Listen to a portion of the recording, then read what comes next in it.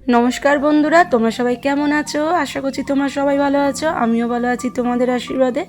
আজকে হচ্ছে জামাই ষষ্ঠী স্পেশাল।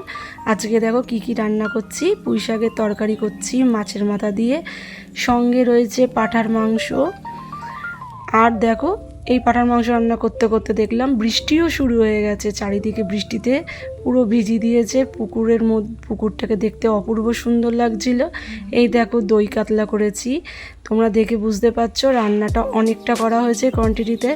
আসলে করা হয়েছিল কারণ আমরা শুধু একা খাবো না, আমাদের সঙ্গে সঙ্গে আমার বৌদির বাপের বাড়ির লোকেরাও খাওয়া দাওয়া করবে। তারা সবাই মিলে আজকে আমরা আনন্দ করে একসাথে সবাই মিলে আমরা খাবো।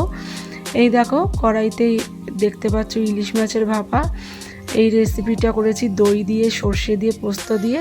কারণ প্রত্যেকটা রান্নাই কিন্তু আমি করেছি, কারণ আমি বাপের বাড়িতে গেলে আমার হাতের রান্নাই সবাই খেতে ভালোবাসে, তাই আমাকেই বলে সবাই রান্না করতে, তাই আমিই করেছি।